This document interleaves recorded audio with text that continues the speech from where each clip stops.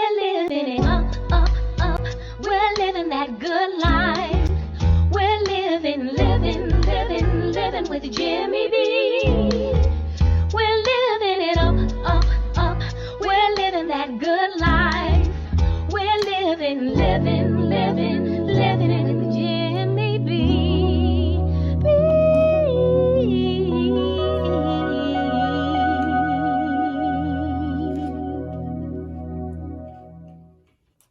Please like, share, and subscribe, and hit the notification bell so you'll be notified each time I post another video. I have my kitchen shears, and I have a steak knife. I've seen where people like to use either the kitchen shears or a steak knife. I like to use both. The reason being is it's easier to cut through the tendons with the shears, and it's easier to scale the bone and debone them with the steak knife. So I like to use both.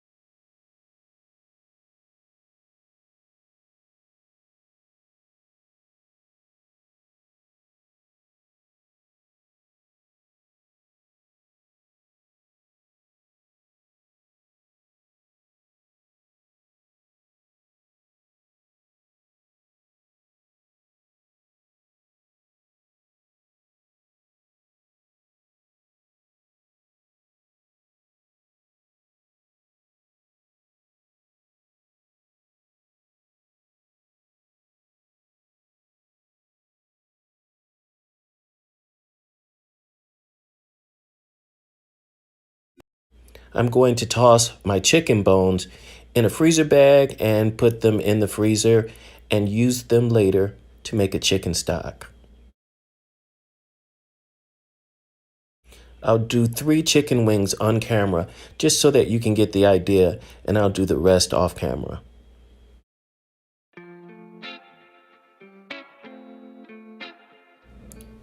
This is a good date night meal, folks, because oftentimes when you're on a date, you don't want anything that is messy or anything that, that you want to look, smooth and debonair, or, if you're a woman, you want to look dainty when you're eating. So leaving bones behind is kind of distracting, and it kind of puts you off a little bit. So that's one of the reasons I like this, is because it allows you to eat your food and still look graceful.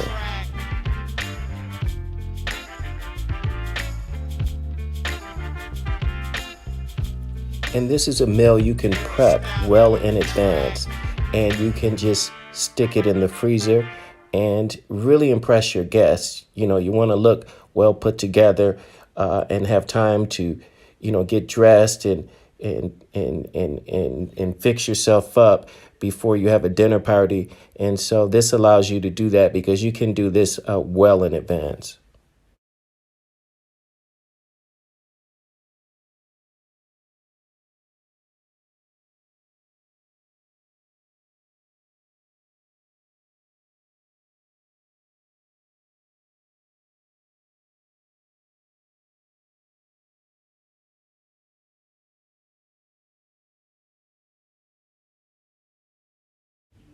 You see how I'm just scaling that bone, just sliding that knife down the bone, not leaving behind any meat, very efficiently, just sliding that knife down that bone.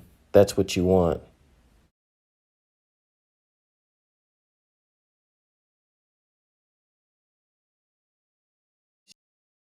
And once you get down to the end of that flat, you just pop that bone right out. And you just feed your wingtip right through, just like you're threading a needle, and just feed it right through there and just reform your whole chicken wing. Voila.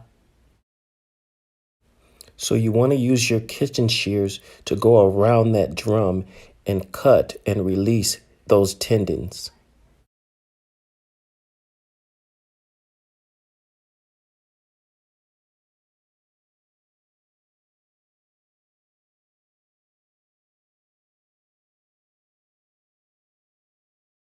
I'll do the same thing with my flat. I'll take those two bones, the tendons are connecting those two bones for the flats, and I just want to release those two bones. Then I want to go around and I want to get rid of that cartilage.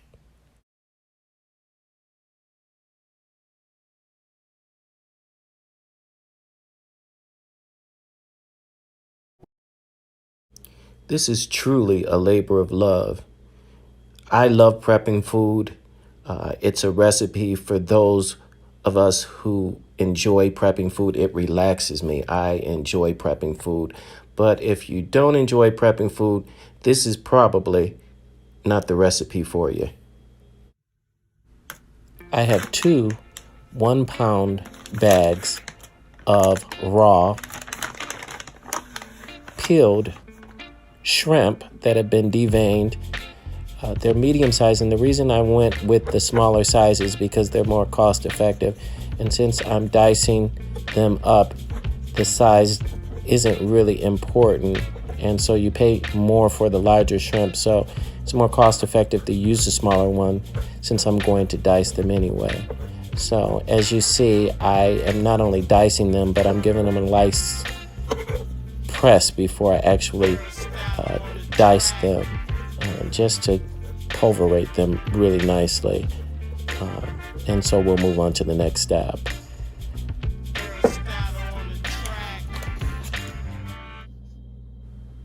So now that I've minced my shrimp, I'm just going to douse them with my Bloves Smackalicious sauce. It's a great seafood marinade, and it's just easier for me to just use the Bloves Smackalicious sauce because she does all the work for you.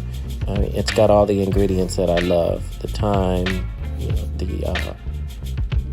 the onion powder. It's got all that in there. I use chicken bouillon. For some reason, chicken bouillon pairs really well with seafood, so I like to use that. And of course, fish sauce gives it a nice kick. I'm just going to mix this together really nicely.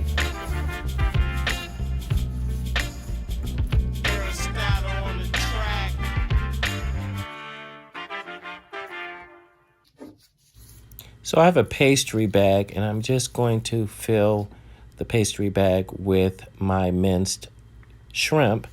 I did try using the metal tip for the pastry bag, and I found that it works best without the tip on it.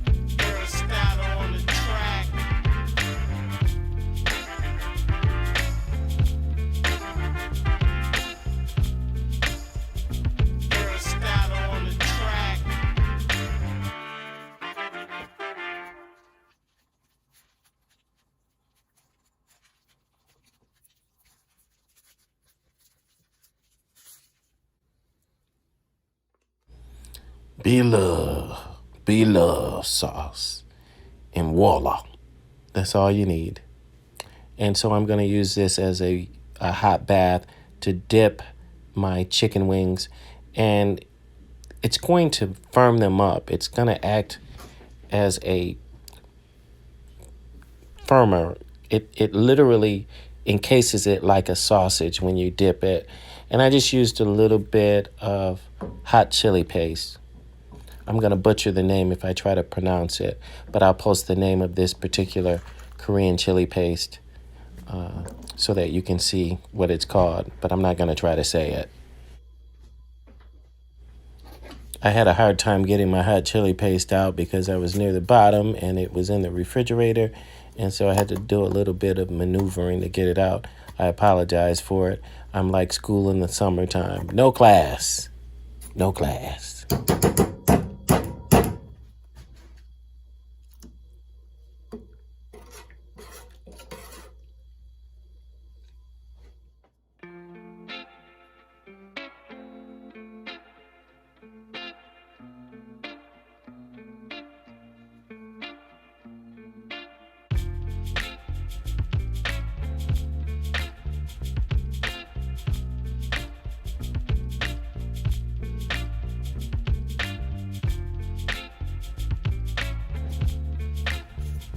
So I placed my chicken wings on a cooling rack for about 20 minutes in a freezer just so that they would get firm.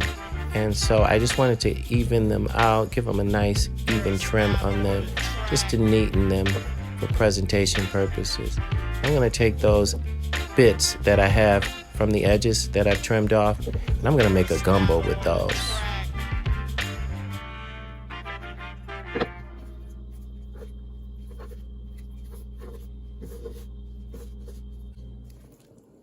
So I have a stainless steel bowl on a warmer, just a pot of boiling water.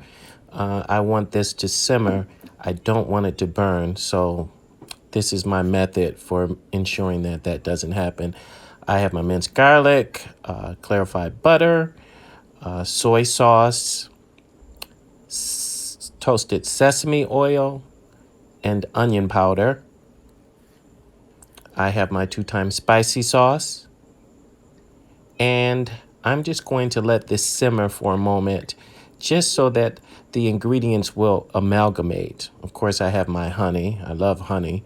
I just used enough honey because for cost-effective reasons, I use just enough honey just to get the flavor. And then I finish it off with brown sugar just to get the sweetness level that I like. And of course, I have rice wine vinegar. Rice wine vinegar is going to give me a nice tang. I prefer to use rice wine vinegar. It's a little bit more pungent than just regular vinegar. So that's what I choose to use. But if you just have regular vinegar, you can use it. And so I'm going to let these ingredients marinate and amalgamate and mesh and move on to the next step.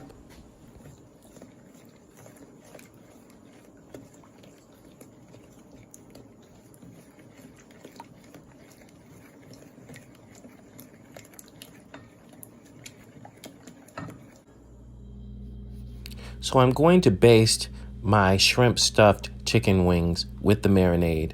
And if you notice, I have them on a cooling rack. And the reason I have them on a cooling rack is because I want air to circulate all around that chicken wing as they bake. I'm going to baste them on both sides, and I'm going to place them in a preheated oven at 425 degrees Fahrenheit for 20 minutes. And if you notice, I placed half of my marinade aside in a separate container, and I'm going to use half of that as a dipping sauce once my chicken wings are done.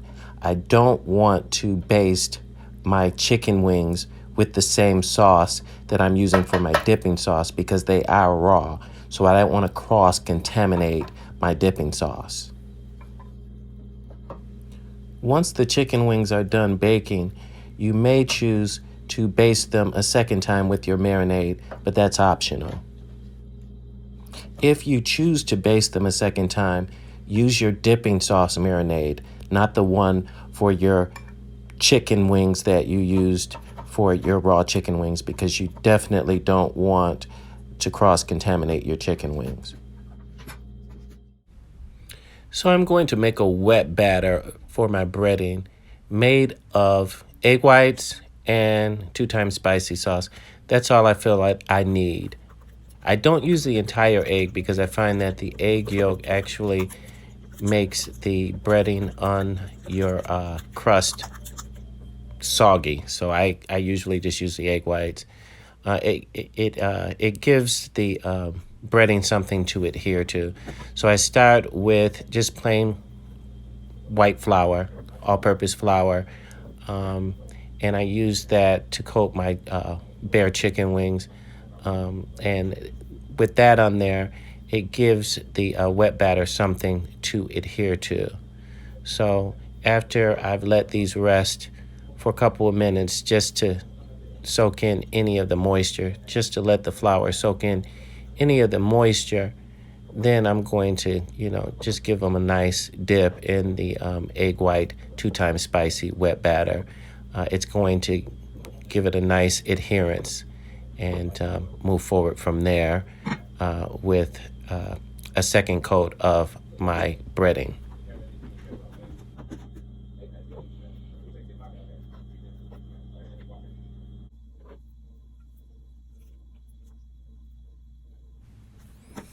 My second coat of my breading consists of equal parts all-purpose flour,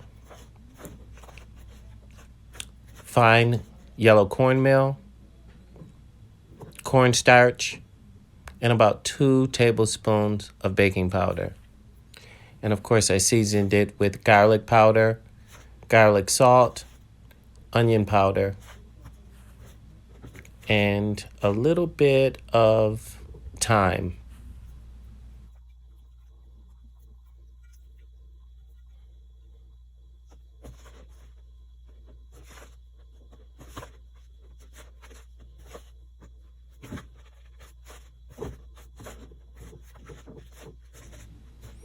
So I'm making 4 of each, 4 of my breaded and 4 of my baked non-breaded. And the rest I'm just going to place in freezer bags, and I'll have for a later meal. And half the prep is already done. When I get ready to have them for my second meal, when I get ready to have them, I'll have half the prep done, and it'll make the process a lot easier.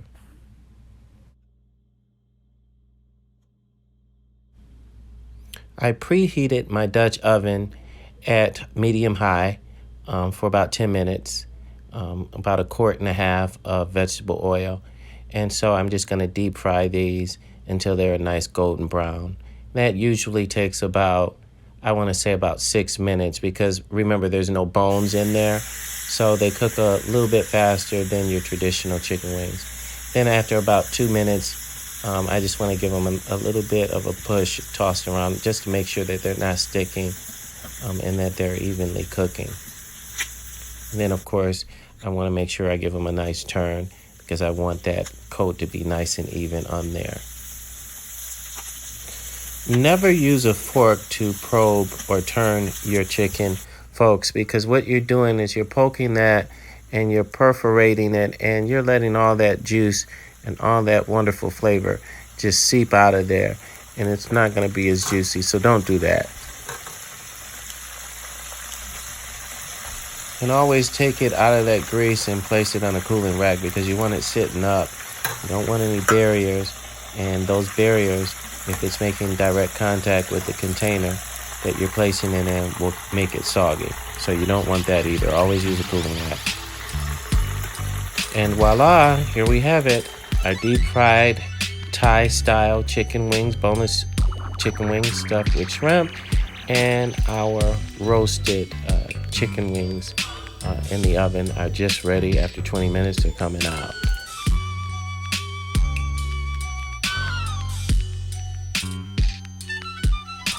Please like, share, and subscribe, and hit the notification bell so you'll be notified each time I post another video.